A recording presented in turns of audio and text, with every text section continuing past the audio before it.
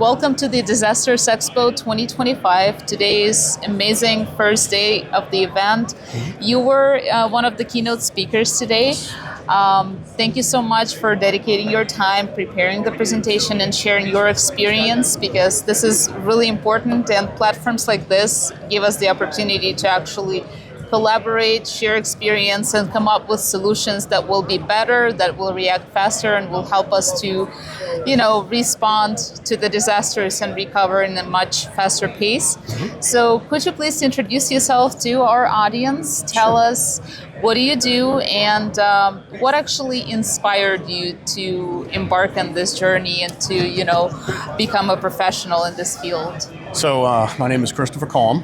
I am from South Louisiana. Born in, my family has been there since the 1700s. Oh, wow.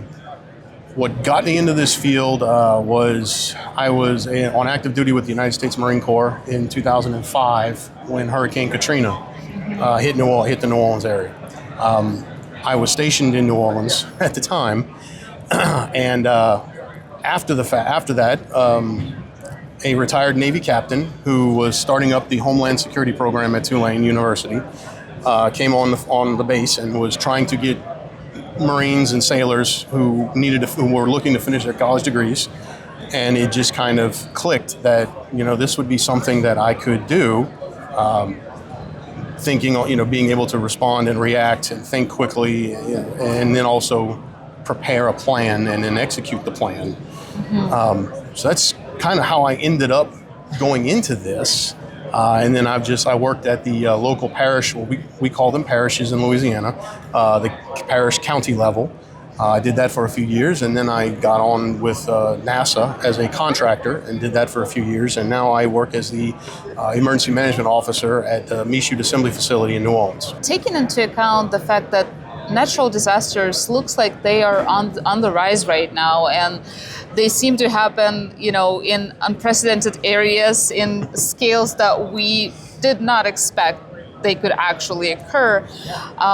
What would your take be on the personal responsibility of preparing yourself, looking not one step ahead, but maybe 2 or 3 steps ahead? Yeah, and that's something that I think everybody needs to become more aware of, because in general, and I will say, I have to say a disclaimer that my views are mine and mine alone, and not on behalf of NASA.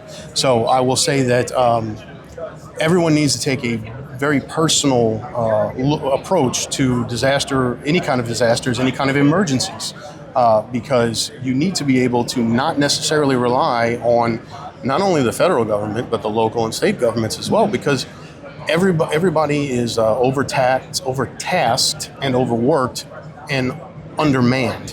So as you think about it as a person, as an individual, and as a family, because hopefully that's the end goal, as you think about not only yourself but your family, that you have everything you need, be self-reliant potentially for 2 to 3 days in the event of any kind of disaster, whether it be earthquakes, tornadoes, hurricanes or snowstorms in the south.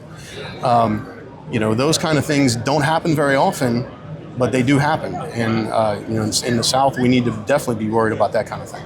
Mm-hmm. Yeah, and natural disasters, they don't send a notification saying, hey, Friday 2 p.m. I'll be here, right? The thing about that is if you're able to be self-reliant and not and be prepared for yourself and your family, that frees up those responders to be able to help the people who are truly who are less fortunate and need that more urgent response, instead of them trying to divert resources to helping people who have the ability to help themselves. They are able to focus that energy and those resources to the people who truly unable to help themselves. The indigent, the disabled, those folks who truly need that first response.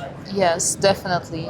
And looking at the situation with, again, the increase in severity, intensity of natural disasters, what do you think, in your opinion, are the obstacles on the way to make sure that the recovery process runs as smooth as possible? You know, what would you highlight? In every situation, there's going to be differences.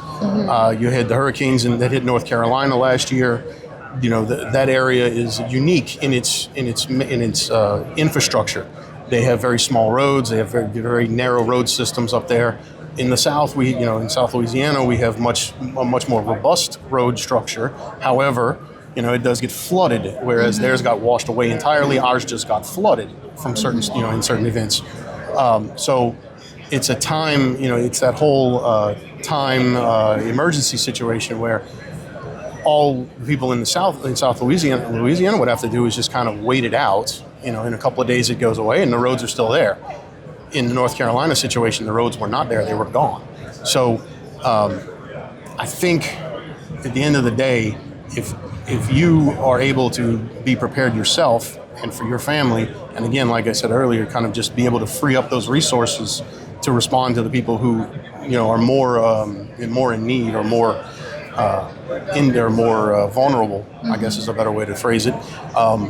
That's kind of really, just the best you can do, even if it's having having a case of water that, would free up another case of water going, and then we'd go to somewhere else.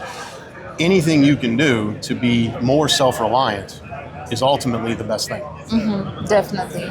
And events like this, like Disasters Expo, where you pretty much see so many exhibitors, so many innovations, so many technologies are being, placed together under one roof. That gives potential to new collaborations, to, inspiration for something new to emerge, right? Absolutely. In your opinion, how do you think this will help to shape our, community resilience and the response to the disasters in the coming years? So these type of events are phenomenal because for people in my field, we are so used to dealing with specific contractors, specific vendors who provide equipment and tools and resources. When you come to an event like this, and you can see, there are vendors here who have products and who have services that I wasn't necessarily even thinking about, but as I walk by and I see a booth and I go, you know what, I think I might be able to use that. And I start talking to them and I find out, okay, yeah, no, I can use that. Maybe not necessarily in the way that they are marketing it, but I can use it for my purpose in a different way that, maybe allows me to be able to respond to events on my facility and things like that, and in our community, my community, in a better way to protect my folks. Yes, and I couldn't agree with you more. It's amazing to see all those people together, collaborating, communicating, smiling, and hopefully creating new connections that will be fruitful in the future. And what would you like to tell to our audience? Just imagine that you have the world microphone. You have a couple of minutes to share.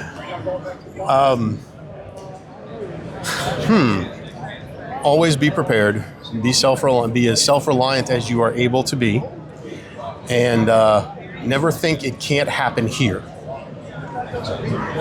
That's so true. Thank you so much, sir. Thank you.